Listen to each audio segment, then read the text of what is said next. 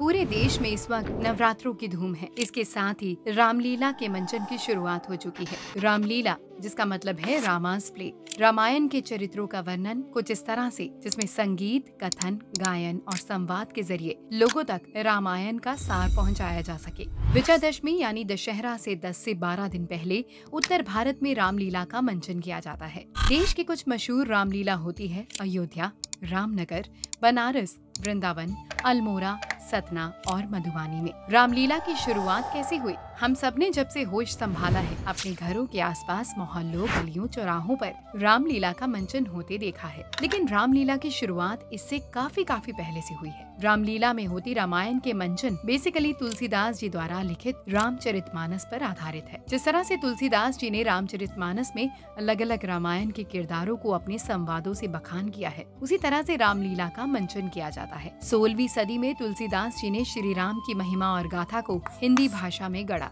ताकि उनकी ओरिजिनली संस्कृत भाषा में लिखी गई रामचरितमानस को हर कोई समझ सके। रामचरितमानस के अकॉर्डिंग देश में ज्यादातर रामलीला को 10 से 12 दिनों के एपिसोड्स में कवर किया जाता है, लेकिन कुछ जगहें जैसे रामनगर में रामलीला पूरे 1 महीने तक दिखाई जाती है। इस दौरान शहरों गाँव में श्री राम की वनवास वापसी को लेकर बड़े बड़े मेले आयोजित किए जाते हैं। रामलीला के दौरान महिला और पुरुष दोनों रामायण के लिखित किरदार निभाती हैं और ऐसी दमदार एक्टिंग करते हैं कि जिससे रामलीला में हुए हर संवाद, राम और रावण संवाद, युद्ध, हर कुछ आम लोग महसूस कर पाए। रामलीला हर तरह के लोगों को एक जगह लेकर आती है, बगैर किसी जाति धर्म के भेदभाव के। रामलीला हिंदू कल्चर का बहुत बड़ा हिस्सा है, खासकर अयोध्या, वाराणसी, वृंदावन, अल्मोड़ा, सतना और बिहार के मधुबनी में। लेकिन रामलीला भारत के सिर्फ इन्हीं शहरों तक सीमित नहीं है, बल्कि रामलीला बाहर के मुल्कों की हिंदी सोसाइटीज में भी उतने ही चाव से निभाई जाती है, जैसे Indonesia, Myanmar, Cambodia, Thailand, Mauritius, Fiji, Guyana, Singapore, South Africa, Suriname, Trinidad, Tobago, US,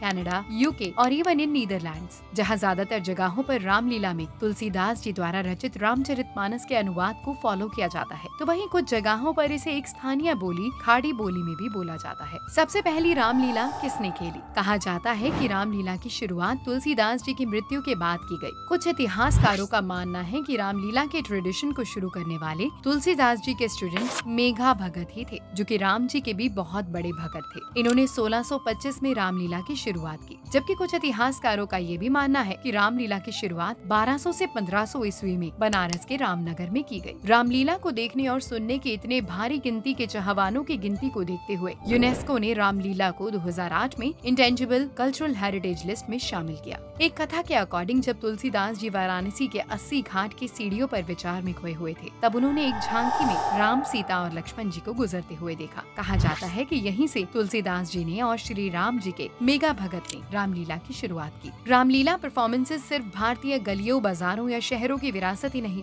बल्कि स्कूल्स और एजुकेशनल इंस्टीट्यूट का भी अटूट हिस्सा है, जहां बच्चों को भी श्री राम और उनकी महिमा और उनके सिद्धांतों से रामलीला के जरिए रूबरू करवाया जाता है। देश के कुछ फेमस रामलीला। श्री राम की जन्म स्थली अयोध्या के साथ साथ देश में कई जगह बेहतरीन रामलीला होती है, लेकिन दिल्ली के रामलीला मैदान में भी रामलीला मंचन होता है। यह रामलीला का मंचन 180 सालों पहले मुगल सम्राट बहादुर शाह जफर ने करवाया था। इसके अलावा उत्तराखंड के कुमाऊं रीजन की रामलीला तकरीबन 150 साल पुरानी रामलीला कही जाती है। एक्चुअली इसे रामलीला ओपेरा कहा जाता है, क्योंकि बाकी रामलीला की तरह ये कोई स्टेज परफॉर्मेंस नहीं होती, बल्कि म्यूजिकल फेस्ट होता है, जो कि अलग अलग म्यूजिकल इंस्ट्रूमेंट्स के साथ बजाया जाता है, जैसे हारमोनियम, ढोलक और तबला। यहाँ कलाकारों को एक्टिंग से ज्यादा सिंगिंग पर ध्यान देने के लिए कहा जाता है। खास बात ये है कि इस रामलीला ओपेरा में आम लोगों को लिया ही नहीं जाता, सिर्फ ट्रेन्ड सिंगर्स और म्यूजिशियंस को ही जगह मिलती है। रामलीला के कुछ दिन में शाम होते होते यहाँ कलाकार अपनी खूबसूरत सिंगिंग स्टाइल और म्यूजिक से उत्तराखंड की पहाड़ियों को श्री राम की भक्ति के रंग में रंग देते हैं और दूर दूर से लोग इस रामलीला ओपेरा को सुनने और देखने आते हैं।